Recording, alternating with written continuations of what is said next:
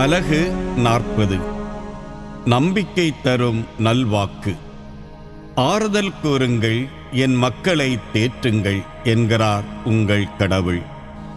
எருசலேமிடம் இனிமையாய் பேசி உரத்த குரலில் அவளுக்குச் சொல்லுங்கள்.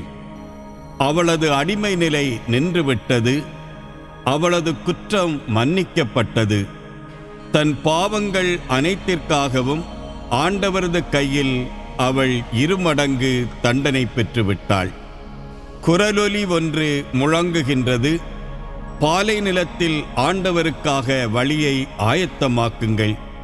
பால் நிலத்தில் நம் கடவுளுக்காக நெடுஞ்சாலை ஒன்றை சீராக்குங்கள்.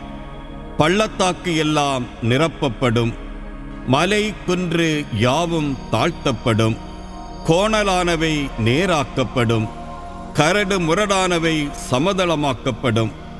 ஆண்டவரின் மாட்சி வெளிப்படுத்தப்படும். மானிடர் அனைவரும் ஒருங்கே இதை காண்பர். ஆண்டவர் தாமே இதை மொழிந்தார். உரக்க கூறு என்றது ஒரு குரல். எதை நான் கூற வேண்டும் என்றேன். மானிடர் அனைவரும் புல்லேயாவர், அவர்களின் மேன்மை வயல்வெளி பூவே. ஆண்டவரின் ஆவி இறங்கி வரவே புல் உலர்ந்து போம், பூ வதங்கிப்போம். உண்மையில் மானிடர் புல்லேயாவர், புல் உலர்ந்து போம், பூ வதங்கி விழும். நம் கடவுளின் வார்த்தையோ என்றென்றும் நிலைத்திருக்கும். சீயோனே, நற்செய்தி அறிவிப்பவளே, உயர் மலை மேல் நின்று கொள்.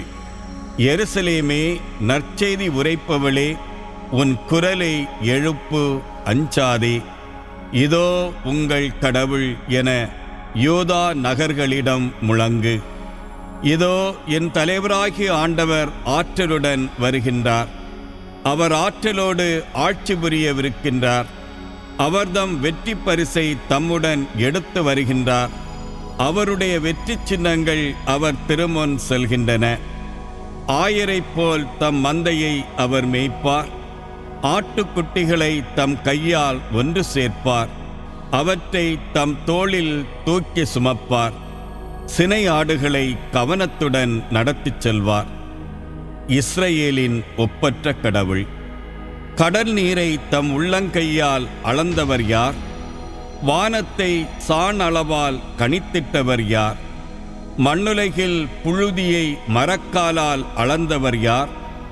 மலைகளை நிறை கோலாலும் குன்றுகளை தராசாலும் நிறுத்தவர் யார்?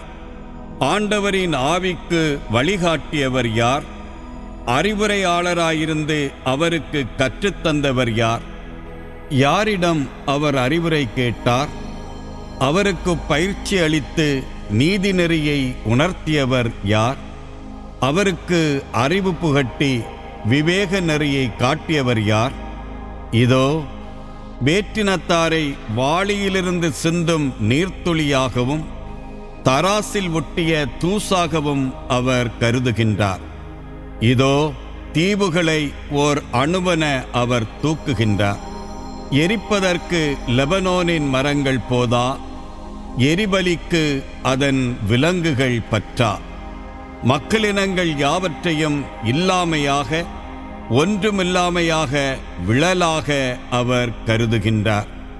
இறைவனை யாருக்கு ஒப்பிடுவீர்கள்? அவருக்கு நிகராக எந்த சாயலை கொள்வீர்கள்?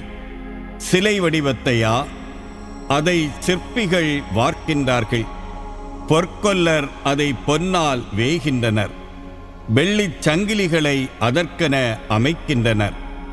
இத்தகைய நேர்ச்சையை நிறைவேற்றவியலா வறியவர்?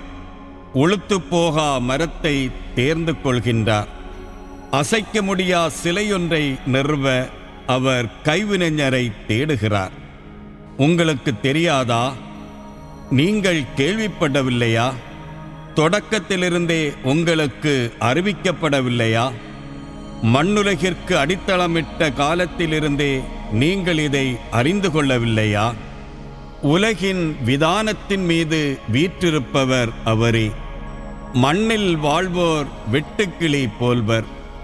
திரைச்சீலையென வான்வெளியை விரித்து குடியிருக்கும் கூடாரம் போல் அதை அமைத்தவரும் அவரே.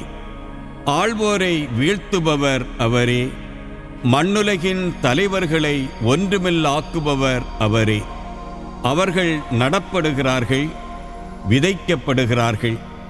ஆனால் அவர்களின் தண்டு நிலத்தில் வேர்விடுவதற்குள் அவர்கள் மேல் அவர் ஊத வாடி வதங்குகின்றார்கள்.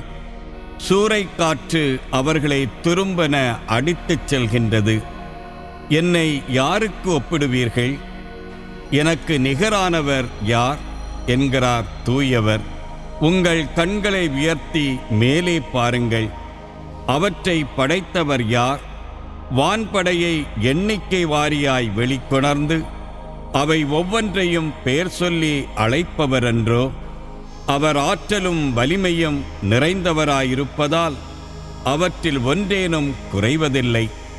என் வழி ஆண்டவருக்கு மறைவாய் உள்ளது, என் நீதி என் கடவுளுக்கு புலப்படவில்லை என யாக்கோபே நீ சொல்வதேன்? இஸ்ரவேலே நீ கூறுவதேன்? உனக்கு தெரியாதா? நீ கேட்டதில்லையா? ஆண்டவரே என்றுமுள்ள கடவுள், அவரே மண்ணுலகின் எல்லைகளை படைத்தவர். அவர் சோர்ந்து போகார், களைப்படையார். அவர் அறிவை ஆய்ந்தறியவியலாது. அவர் சோர்வுற்றவருக்கு வலிமை அளிக்கின்றார், வலிமை இழந்தவரிடம் ஊக்கம் பெருகச் செய்கின்றார். இளைஞர் சோர்வுற்று களைப்படைவர், வாலிபர் நிலை தடுமாறி வீழ்வர். ஆண்டவர் மேல் நம்பிக்கை வைத்திருப்போரே புதிய ஆற்றல் பெறுவர். கழுகுகள் போல் இறக்கை விரித்து உயரே செல்வர். அன்னோர் ஓடுவர், களைப்படையார். நடந்து செல்வர், சோர்வடையார்.